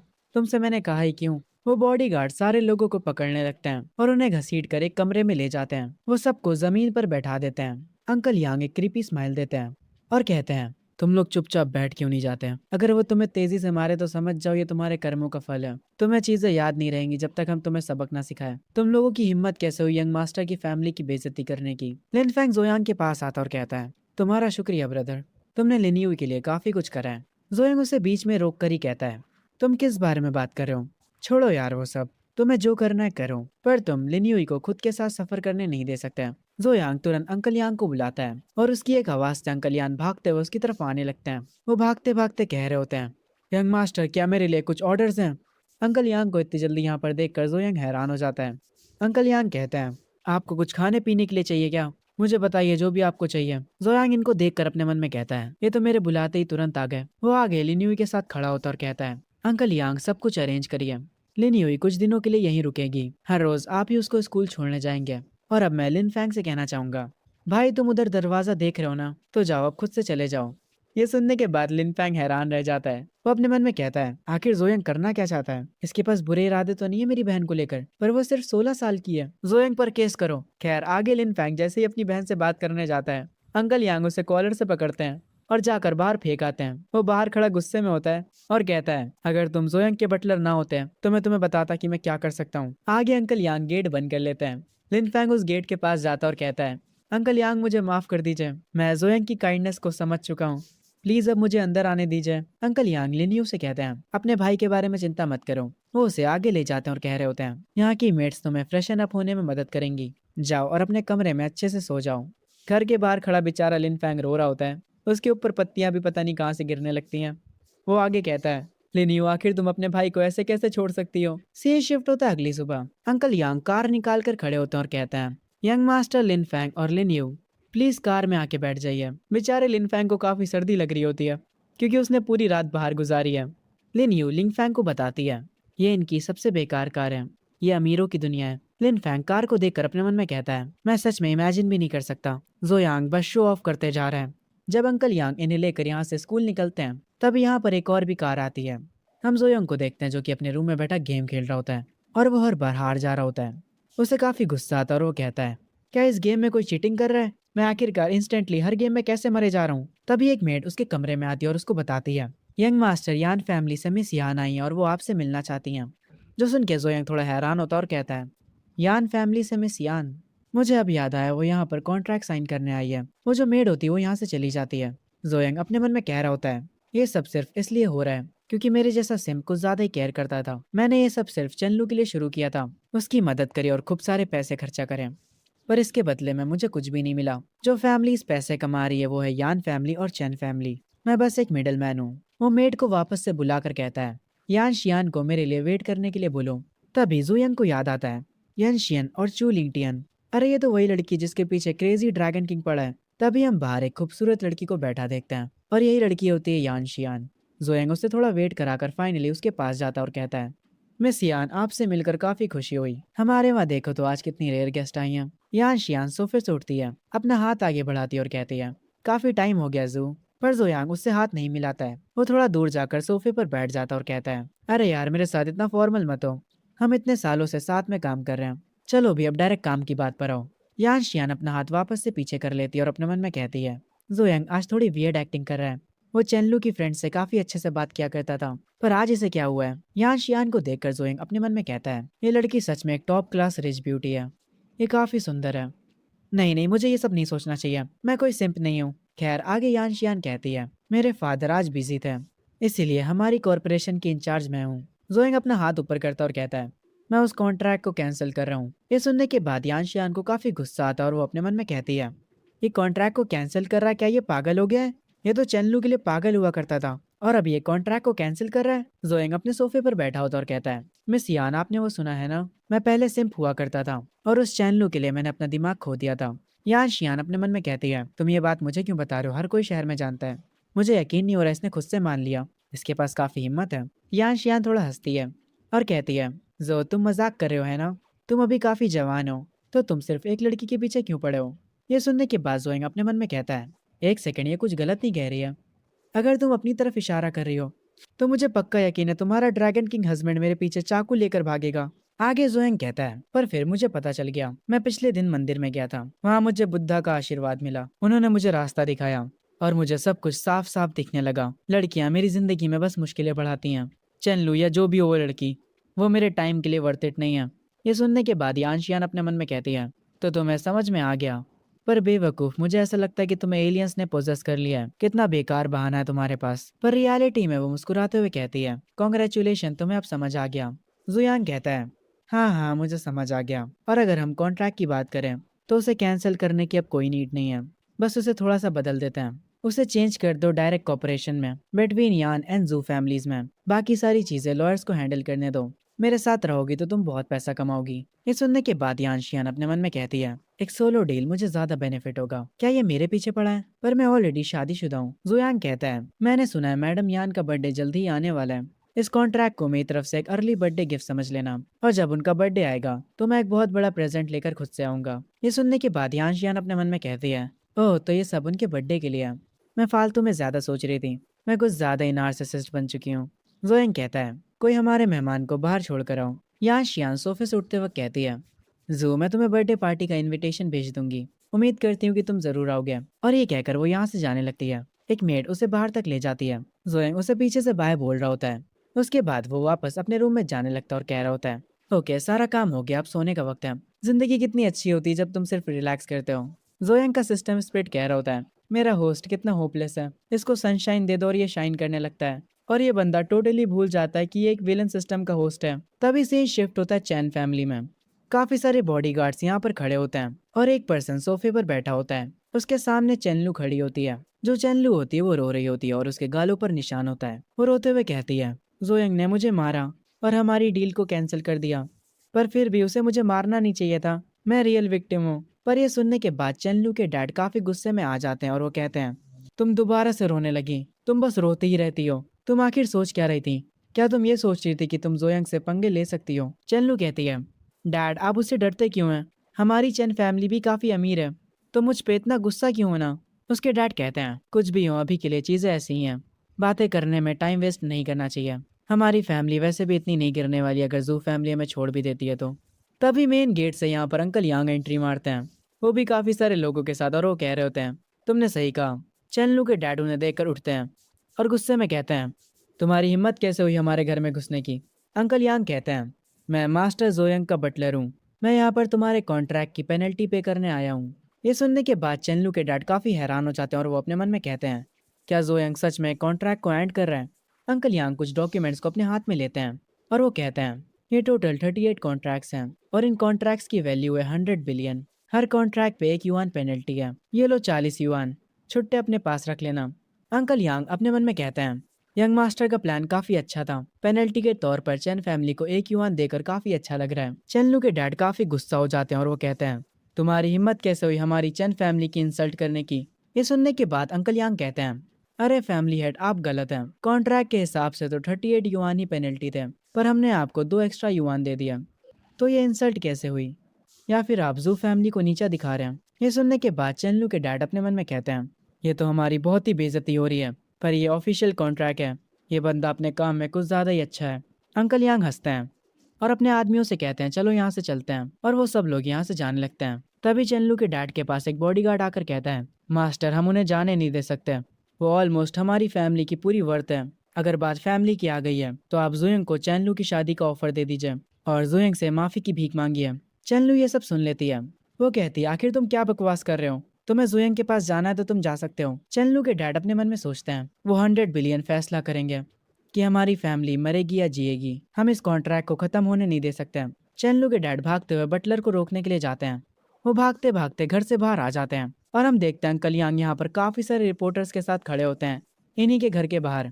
वो सारे रिपोर्टर्स से कह रहे होते हैं, सारे रिपोर्टर्स मेरी बात सुनो। मैं ऑफिशियली अनाउंस करता हूँ कि जू फैमिली चेन फैमिली से सारे बिजनेस टाइज कट कर रही है। अब से हमारे बीच कोई भी कनेक्शन नहीं है। सारे रिपोर्टर्स एक ही सवाल पूछ रहे होते हैं, बटलर यांग आखिर जू फैमिली अचानक से सारे टाइज क्यों कट कर रही है? अंकल यांग कहते हैं, एक असली कॉरपोरेशन दोनों रास्तों पर चलती है। अगर एक साइड सही नहीं है तो जू फैमिली उनसे जबरदस्ती नहीं करेगी। ये कहकर अंकल यांग अपनी कार में जाकर वापस बैठ जाते हैं और यहाँ से चले जाते हैं। चेनलू के डैडी ये देखकर काफी ज्यादा गुस्सा होते हैं। तभी हम एक बंदे को देखते हैं जो कि पेड़ के पीछे छुप कर ये सब देख रहा होता है। वो अपना फोन निकालता है और किसी के पास कुछ खबर भेजता है। हम एक ब्लैक सूट वाले बंदे को देखते हैं जो कि किसी से बात कर रहा होता है। वो कह रहा होता है जू फैमिली के हेड ने चैन फैमिली से सारी टाइज कट कर ली हैं, वो भी पब्लिकली, और उन लोगों की काफी बेइज्जती भी करी है। इस कंट्री में अब काफी बड़े चेंजेस आने वाले हैं। तभी से शिफ्ट होता है जोयांग के ऊपर, जो कि अपने बेड पर लेटा आराम से मोबाइल चला रहा होता है। इस टाइम पर वो फोन में देखता है हर तरफ उसकी फैमिली के बारे में न्यूज चल रही होती है। जोयांग ये देखकर कहता है इन लोगों को न्यूज के टाइटल तो अच्छे रखने चाहिए था, इतने लेम टाइटल कौन रखता है, हर बार ये लोग टाइटल में शॉकिंग ऐड कर देते हैं। आखिर मेरी सिंप रेपुटेशन कब खत्म होगी। तभी जोयांग के सिस्टम पर नोटिफिकेशन आती है। होस्ट ने लियन को अपने नीचे दबा दिया है, आपको 300 लक पॉइंट्स दिए जा रहे हैं। होस्ट ने लियन को बीट कर दिया है, आपको 1000 लक पॉइंट्स दिए जा रहे हैं। सिस्टम की नोटिफिकेशन को देखकर जुयंग काफी हैरान हो जाता है और वो कहता है पर मैंने कब लियान को कुछ करा, क्या मेरा कोई क्लोन है। तभी वहां पर सिस्टम स्प्लिट आ जाती है और वो अपने मन में कहती है अरे यार ये कितना बेवकूफ होस्ट है, तुमने ही तो लिनफैंग को कहा था लियान को हैंडल करने के लिए, इस पागल को लग रहा है कि इसने क्लोन मूव सीख लिया है, कितना पागल है ये कहने के बाद सिस्टम स्प्लिट चला जाता है। जोयंग अभी भी काफी हैरान होता है। वो कहता है अरे यार मैं तो लिनियान से मिला भी नहीं काफी समय से। तभी सिस्टम स्प्लिट उसे बताता है होस्ट प्लीज अपना दिमाग यूज कर लो, तुम्ही ने लिनफैंग से कहा था कि वो लियान से डील करें और अब तुम खुद ही भूल गए। ये सुनने के बाद जोयांग कहता है अरे हाँ मेरे पास दिमाग हुआ करता था, पर जब से ये सिस्टम मुझे मिला है मैं धीरे धीरे पागल होता जा रहा हूँ, तो ये तुम्हारी गलती है कि मेरे पास दिमाग नहीं है। ये सुनने के बाद सिस्टम स्प्लिट पागल हो जाता है और वो कहता है काश मैं अपना होस्ट बदल सकता, अगर मैं इंसान होता तो मैं तुझे ही मारता। सीन शिफ्ट होता है और हम देखते हैं लिन फैंग कुत्तों की तरह लियान को मार रहा होता है और कह रहा होता है एक्सेप्ट कर रहे हो या नहीं, एक्सेप्ट कर रहे हो या नहीं कि मैं तुम्हें और मारूं। लियान कह रहा होता है आखिर ये हो क्या रहा है। वो अपने मन में कहता है ये बंदा मुझे इतने बेरहमों जैसे मार क्यों रहा है, ये कह रहा है कि अगर मैं एक्सेप्ट नहीं करूंगा तो ये मुझे मारते मारते मार देगा, और जब मैंने एक्सेप्ट कर लिया तो ये मेरा मजाक उड़ा रहा है और उसके बाद मुझे दोबारा मारा। आखिर मैं करूँ तो करूँ क्या, आखिर इसे किस तरीके का जवाब चाहिए था। तभी हम थोड़ी देर पहले का सीन देखते हैं कि आखिर ये लड़ाई शुरू कैसे हुई। तो बेसिकली ये दोनों कैंपस हॉल में थे। लिनफैंग आकर लियान को धक्का दे देता है। लियान कहता है अंधा है क्या बे। लिनफैंग हंसते हुए कहता है यार मैं तुमसे गलती से टकरा गया था और तुम डायरेक्ट ही मुझे गाली देने लगे, मैं तो बस माफी मांगने ही वाला था, पर क्योंकि अब तुमने मुझे गाली दे ही दी है, तुम एक अच्छे इंसान नहीं हो, तुम्हें एक जेंटलमैन की तरह रिएक्ट करना चाहिए था, पर अब क्योंकि तुमने जेंटलमैन जैसी एक्टिंग नहीं करी तो चलो अपने हाथों से मामले को सॉल्व करते हैं। ये सुनने के बाद लियान अपने मन में कहता है मैं पहले स्टेज के पीक पर हूँ, कल मैं जोयांग से थोड़ा हार गया था पर वो अलग बात है, अब तो मुझे रैंडम लोग भी आकर हल्के में ले रहे हैं, इनकी ऐसी की तैसी ने सबक सिखाना होगा। वो लिनफैंग से कहता है ठीक है आओ चलो बाहर चलते हैं, और वो फिर लिनफैंग के साथ बाहर चला जाता है। सीन प्रेजेंट पे आता है और हम देखते हैं लिनफैंग कुत्तों की तरह लियान को मारे जा रहा होता है। लिनफैंग अपने मन में कहता है मैंने नहीं सोचा था कि इस बंदे को मारने से मुझे सिस्टम का रिवॉर्ड मिलेगा, मैं डायरेक्ट मास्टर से फाउंडेशन स्टेज पर आ गया, मुझे काफी मजा आ रहा है, जोयांग काफी औसम बंदा है।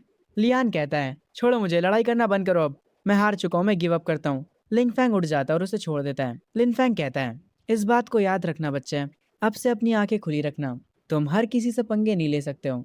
ये सुनने के बाद लियान को गुस्सा आता है और वो कहता है आखिर तुम हो कौन, अगर हिम्मत है तो अपना नाम बताओ। लिनफैंग कहता है मेरा नाम लिनफैंग है और मैं इकोनॉमिक क्लास 2 से हूँ।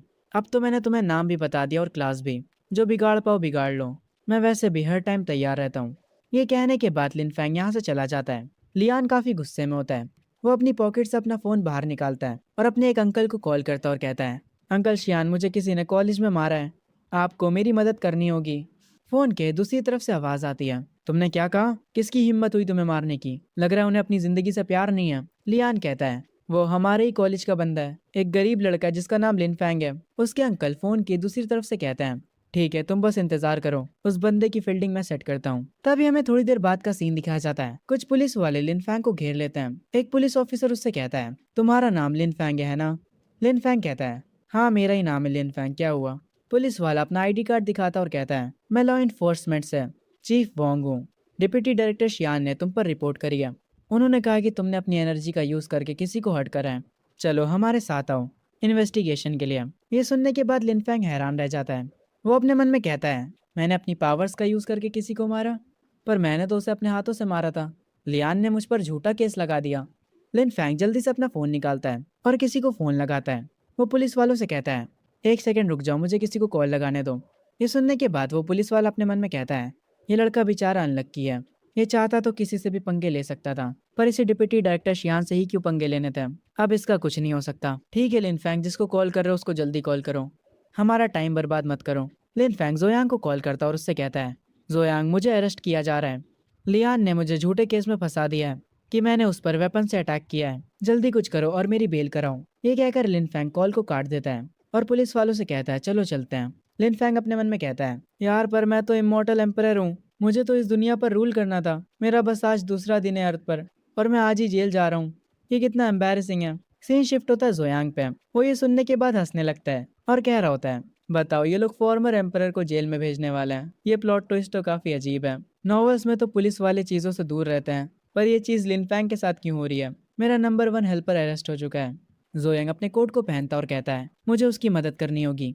आखिरकार लिनफैंग ने मुझे 1800 लक पॉइंट्स दिए हैं। सबसे इंपॉर्टेंट बात, वो मेरा टॉप का बंदा है। मुझे ऑलरेडी ईवल स्प्लिट मून मिल चुका है। जो फॉर्मर एम्परर है वो अब सेफ है। सीन शिफ्ट होता है पुलिस स्टेशन पर। जुयांग चेयर पर बैठा होता है। एक पुलिस वाला उसे चाय देते हुए कहता है, यंग मास्टर जुयांग अपनी चाय को एंजॉय करिए। लिनफैंग जुयांग के पीछे खड़ा होता है। जुयांग चाय के कप को पकड़ते हुए कहता है, अरे इतने फॉर्मल मत होइए कैप्टन वोंग, मैं बस यहाँ पर किसी की बेल करवाने आया हूँ। जुयांग के साथ कैप्टन वोंग का बिहेवियर देखकर लिनफैंग काफी हैरान हो जाता है और वो अपने मन में कहता है, तो ये होती है पैसों की ताकत। अभी कुछ टाइम पहले ये कैप्टन वोंग कितना सीरियस था, पर जैसे ही उसने जुयांग को देखा वो अब हंसी मजाक करने लगा। जुयांग चाय के कप को नीचे रखता और कहता है, लीगली ये एक म्यूचुअल फाइट है, ना कि वन साइडेड असॉल्ट। मैं कॉम्पनसेट और सेटल करने के लिए तैयार हूँ। ये सुनने के बाद कैप्टन वोंग कहते हैं, यंग मास्टर जो बिल्कुल सही कह रहे हैं, मैं लियान से बात करूंगा। जोयांग उठता है और हंसने लगता है। वो हंसते हंसते कहता है, मुझे यकीन नहीं हो रहा कि तुम पकड़े गए। मैं हंसते हंसते कहीं बेहोश ना हो जाऊं। जोयांग अपने मन में कहता है, इन लोगों ने एक एम्परर को जेल में रखा था। ये कितनी फनी बात है यार। लिनफैंग अपने मन में कह रहा होता है, आखिर इसे इतनी हंसी क्यों आ रही है, इसमें फनी क्या था। अगर मैं तुम्हारी मदद ना करता लियान के साथ डील करने में, तो मैं अरेस्ट ही ना होता। मेरे अरेस्ट होने के पीछे के मास्टरमाइंड तुम हो। तभी यहाँ पर थोड़ी देर बाद लियान को भी बुला लिया जाता है। जोयान के हाथों में कुछ डॉक्यूमेंट्स होते हैं। वो उन्हें लियान को देता है और कहता है, इस पर साइन करो और अपने फिंगरप्रिंट लगाओ। इस मैटर को और मत बढ़ाओ। लियान साइन तो कर रहा होता है, पर वो काफी गुस्सा होता है और अपने मन में कह रहा होता है, जोयांग तुम बस इंतजार करो, मैं इस मैटर को खत्म होने नहीं दूंगा। मैं एक दिन तुम्हारा सारा हिसाब चुकाऊंगा। लियान अभी तो साइन कर देता है, पर वो अंदर ही अंदर काफी गुस्सा होता है। वो उस पेपर को वहीं पर फेंक कर चला जाता है। जुयांग कहता है, कैप्टन वोंग आपने कहा था डिप्टी डायरेक्टर शियान ने ऑर्डर करा था अरेस्ट करने के लिए। डायरेक्टर वोंग कहते हैं, हाँ शियान सर ने ऑर्डर दिया था हमें डायरेक्ट अरेस्ट करने का। जुयांग अंकल यांग को कॉल करता है और उनसे कहता है, अंकल यांग जरा डिप्टी डायरेक्टर शियान चेंग के बारे में पता तो लगाइए, और उनके बारे में कुछ भी बुरा पता चले तो तुरंत रिपोर्ट करिएगा। जितनी डिटेल्स आप निकलवा पाएंगे उतना ही अच्छा होगा। अंकल यांग फोन की दूसरी तरफ से कहते हैं, ठीक है यंग मास्टर, मैं समझ गया। मैं वादा करता हूँ कि मैं सब कुछ संभाल लूंगा। जुयांग कॉल काट देता है।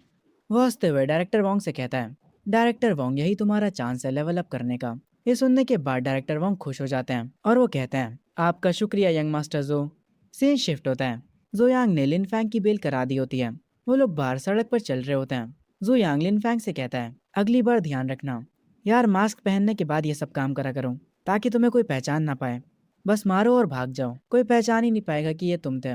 लिनफैंग पीछे मुड़ता है और कुछ नोटिस करता है और अपने मन में कहता है, कोई बंदा जोयांग पर नजर रख रहा है। ये काफी इंटरेस्टिंग है। अब मुझे हैरानी नहीं हो रही कि सिस्टम चाहता है कि मैं जोयांग को प्रोटेक्ट करूं। इस बंदे को पता भी नहीं कि इसने कितने लोगों से दुश्मनी ले रखी है। हम देखते हैं ये सब दूर से खड़ा लिंगटियान भी देख रहा होता है और वो कहता है, मैं इसको क्यों प्रोटेक्ट करूं आखिर। क्या मेरे जैसे ड्रैगन किंग को सच में इस बंदे को प्रोटेक्ट करने की जरूरत है। आखिर इस सिस्टम का मतलब क्या है। मैं जा रहा हूँ, मुझे कुछ नहीं करना। इससे बेटर मैं घर जाकर अपनी प्यारी सी बीवी के लिए लंच बनाऊं। सीन जोयांग पर शिफ्ट होता है। उसे किसी का कॉल आता है। वो उस कॉल को देखकर कहता है, माफ करना मुझे काम आ गया, मैं अब जा रहा हूँ। तो लिनफैंग तुम खुद से स्कूल चले जाना। लिनफैंग थोड़ा हैरान होता है ये सुन के। खैर जोयांग यहाँ से जल्दी से निकल जाता है। लिनफैंग पीछे खड़े होकर देख रहा होता है। जोयांग की कार एक बिल्डिंग के सामने रुकती है।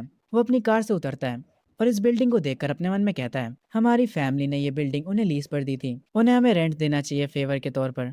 जुयांग उस बिल्डिंग के अंदर जाता है।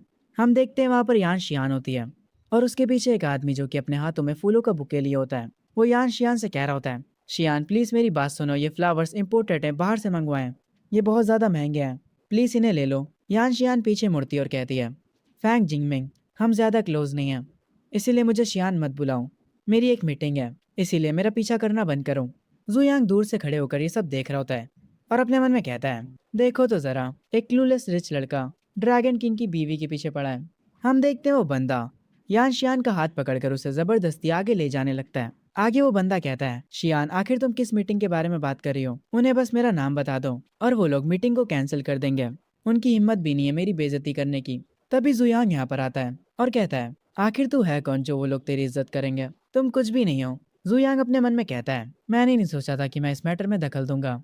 होरिच अमीर बंदा गुस्से में पीछे देखता और कहता है, आखिर किसकी हिम्मत हुई मेरी इंसल्ट करने की? मेरा यकीन करो या ना करो पर मैं तुम्हें नदी में फिकवा दूंगा। पर तभी वो बंदा हैरान रह जाता है। जोयांग उसके पास आकर खड़ा हो जाता है और मुस्कुराते हुए कहता है, तुम क्या कह रहे थे, मुझे नदी में फिकवा दोगे? जरा दोबारा कहना। जोयांग को देखकर उस बंदे की फट जाती है। वो कहता है, यंग मास्टर जोयांग, माफ करिएगा, मैंने आपको पहचाना नहीं। प्लीज मेरी बातों का बुरा मत मानिएगा। आप प्लीज मेरे जैसे लो लेवल पर मत आ जाइएगा। ये सुनते ही जोयांग उसे एक किक मारता है और उसे जमीन पर गिरा देता है। जोयांग अपने कोड को सही करता है और उस बंदे से कहता है, चुपचाप यहाँ से निकल जा।